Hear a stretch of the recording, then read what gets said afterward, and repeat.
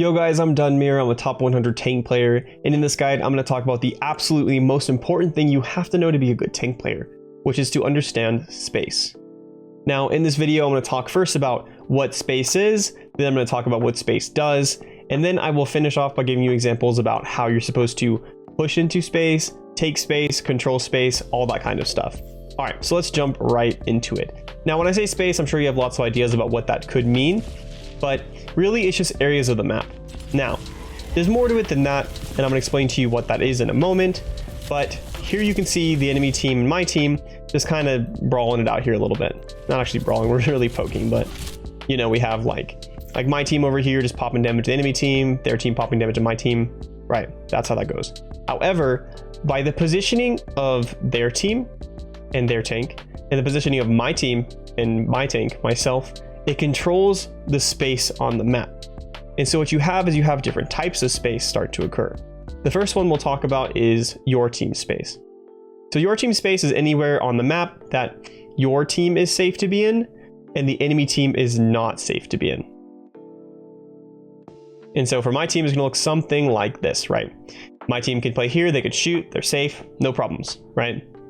And if the enemy team were to be there, like a Winston jumped into it, he would just die immediately. Now, likewise for the enemy team, there's their space, right? So same sort of thing. It's just whatever area of the map is safe for their team to be in, and that. Now, of course, there's also space back here, but we don't really need to draw that, right? Because technically that's your space too. But there is an additional type of space here, which is called contested space. Now, contested space is areas of the map where neither team is safe being in it. So that's why it's contested. It's just areas of the map where neither team is safe being in it. There's also one where it's just like unused space where no one is, but that's not important. So these are how the space works, and I'm going to show you guys how the space can change as the fight occurs based on what you do as a tank. So playing this, the first thing you're going to see is you see the enemy Winston drop his bubble. Now that changes what is occurring here. That immediately changes this space here that was contested space, and it changes the way my space looks to being different, right? The area that was dangerous for his team to be in, or the area that space that he had, is now further up, right? Because there is a bubble here, this makes his space safe where his team can be in, he can be it, and then it pushes my space further back to the point where I'm only like, you know, towards a little bit further back here, and then something kind of like this, right? And then that makes the place where the contested space was pushed further up to be all this kind of stuff. That's because he has his bubble up, right? However, you're going to see the fight change a little bit more. So as I dive past, yes, this space is all here, and that basically makes like all of this side of the map completely safe because our enemies, like no one on my team is over here, so they can only shoot at the bubble. But the bubble breaks really rapidly because he put it in a position, like he used it improperly. So even though he did produce space, he didn't do it very well, and he's forced to back up, right? Now this all changes entirely. So now that the bubble's gone, this is no longer safe. The contested space is going to change, and the whole enemy's space is going to change entirely. So will our space. So because the enemy Winston is no longer here pressuring our team, we have this area of the map opened up, right? We still have whatever's back here, but we are now getting like all the way up until like right where the stairs start cutting off, because you can play like right here and spam them out, and you could just back up and avoid their damage based on the incline here. And of course we get further back here, but because of the fact that now I am pushing a bubble up here and all the enemies are getting forced into the back line, we now have like this section of the map safe too to be in.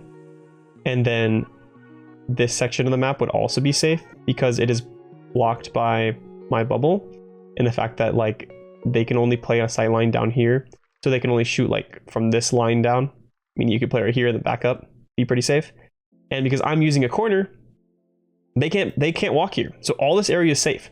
Now you can see I have like all the map now, like almost like a huge portion of this map just on me playing correctly and him playing poorly, right? Because now his space is all the way back here, and he basically has like nothing in this corner, Whereas my team has all this space, and then like this contested space is just this little box here, right? Where anybody who's in it can die. Now, I'm not going to show you the rest of this fight because it does kind of go wonky, but essentially what this space does, and we'll go more over it in the next segment, it enables your team to play in it and take angles on the enemy. So for example, let's just say my Hanzo wants to go play out here. He can now target enemies because he's safe to play in there because of the way that I've placed my bubble and move forward. Or let's just say he's playing down here. He can shoot enemies who are like hiding on the mini, right? So enemies who used to be able to hide from him standing right here by going around the corner, they can't hide from it anymore, but angle control. And so when you have these angles, the enemy team has their effective like safe area decreased and decreased and decreased to the point where like they are just dead, right? And so basically what this really is going to look like, because of the fact that we have our whole sightline spamming down this line, and we have like the way it's set up right now, is really you'd only have like this back corner safe, and then like something like, you know, this little like rectangle safe too. And then this area in the middle here would also be just open space, would be contested space, right? But if our Hanzo was to play out in the corner here, we would then have this area back here not be safe either. And so then you have this, right? And so you have like this tiny little area that's safe, where the enemy's gonna have to back up into the sanctum to be safe, and they're completely vulnerable. And so that's what space does, right? And that's what you as a tank are trying to do. You're supposed to control areas of the map so that your DPS and your other characters can play safely in areas, can take angles on the enemy, so shoot them from like 1, 2, 3 angles, and just pressure them. All right, now in this segment, I'm gonna go over an actual set of gameplay and show you guys how space is taken, how it's produced, controlled, and how it all adjusts during a fight. And then I'm gonna show you guys how the space allows both damage characters and DPS characters to do their jobs essentially, and show you what they can do and show you why space is so important. So what's going to normally happen in your standard fight in this map is you're going to have like one tank come and post up on this side, then you're going to have the other tank come and post up on this side of the pillar. And considering tanks are responsible for producing like the vast majority of space, what this is going to do is this is going to cause this same sort of symmetrical little thing here, design, I guess, of space, right? And so this would be all this space for your team. The enemy space would be the exact same on their side, right? And then you would have this space right here being space that is neutral contested space. Gosh, my lines are terrible. But this is what it's going to look like, right? And so it's going to be completely neutral. You're going to have like some of your DPS players on your team like posting up onto the sides here, supports playing further in the back. You'd really want to have like one DPS on each side, but they'll be kind of skirmishing in this area. If they go too far out, they're going to get poked out and stuff like that. And so this is what tanks are supposed to do. They're supposed to change that. They're supposed to make it not a pure neutral interaction. So with this said, I'm going to show you guys how my tank gameplay in this clip changes that and how it makes things just very different, right? So instead of just posting up on this corner, I go really hard and I jump into an area. Simply by being in this area, I am putting out like a large threat and basically like a circle around me. Anyone who comes into like this area is going to get hard pressured by me, right? And since I'm using a corner and using a wall and I'm only playing against the enemy's Winston right now, I'm completely safe in doing that. So playing tank is really about pushing as far as you can while still being safe and taking as much important space as possible while still being safe. Although there are times to get into danger doing it, but you still always want to play your life, right? And so I jump into this area and then my team start pushing up a little bit, right? This is kind of what I talked about. You have like one here, you have someone hanging out here, chilling. The enemy team's kind of going in, but this changes the way that, because of where I'm positioned, this changes it, right? So because the enemy uses this bubble, yes, temporarily they do have this like chunk of space, but that's going to deplete really quickly. So that goes away immediately. And since I'm pressuring down here, the space that my team has is not just on this line here, but it is much further out. So it's a lot more a little bit something like this essentially. This is a safe area my team can be in, right? Because anyone who tries to pressure into them, anyone who tries to come in this corner to shoot them as they walk out here, they're going to die, right? And so this is this side of it. The enemy's space is going to get eroded, so they don't have this line anymore. They have more like this, kind of, or really even more like something to be, you know, exact, right? Something more like this. And then the neutral space, contested space, is going to be something like this, right?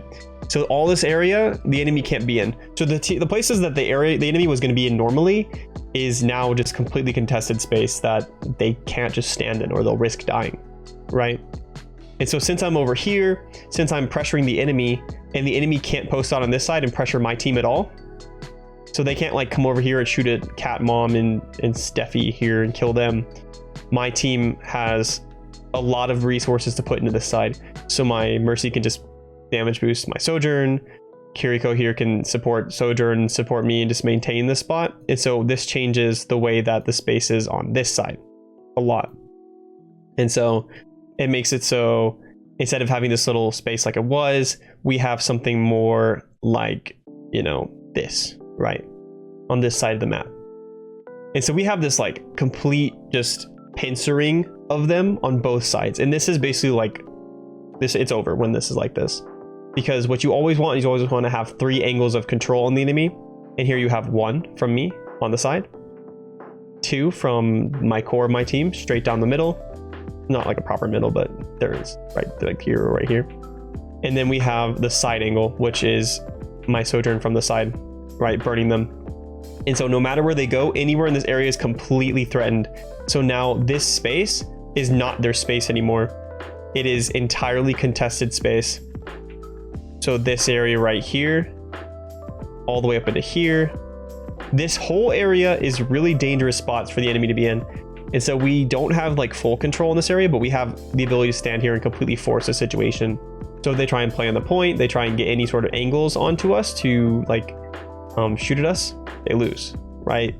And because angles are so valuable in Overwatch, because of the fact that like, if you have this Winston standing right here and a Sojourn pulls up on him and starts shooting from the side, he can walk around the corner, so he can like walk right here and no longer be shot by the Sojourn.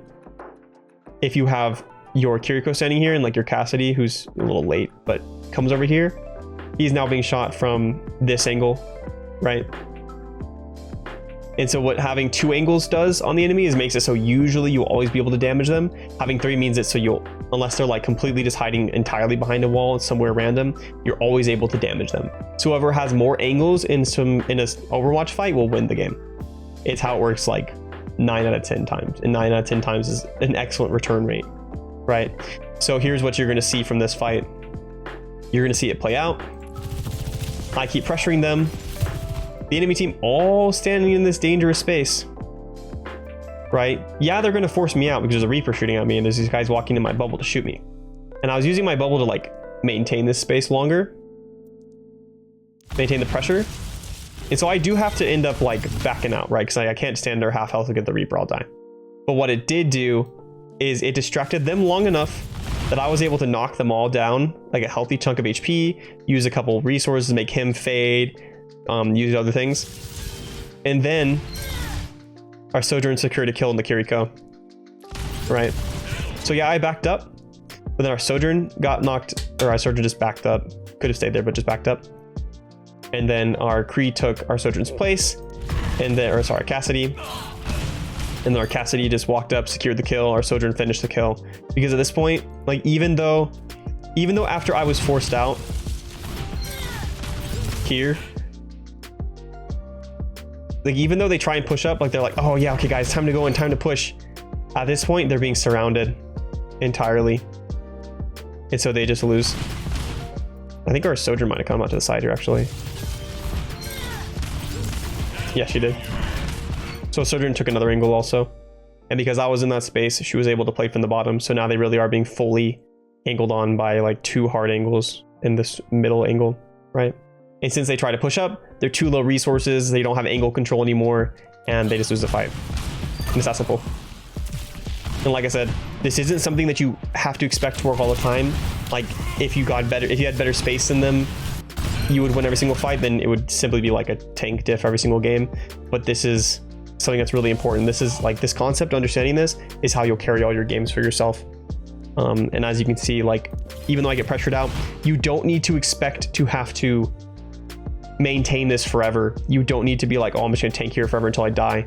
But it's about understanding when there's like important bursts of space that you need to control. Like when the enemy is contesting this area, and right when they walk up, it's why I played around the corner. Because if I were to walk up, like, yeah, I can pressure them further out here, but it's not valuable for me to pressure them out here because they need to be on the point, and my team wants to be able to see them and help me. And if I play on the corner, my whole team can support me, and they have to walk all the way around the corner into my team's sight lines to be able to damage me. If you're looking for some more Overwatch 2 content, then make sure to check out these videos I have right here. Like I said, I'm a top 100 Overwatch player, so I have lots of videos and things to share with you guys.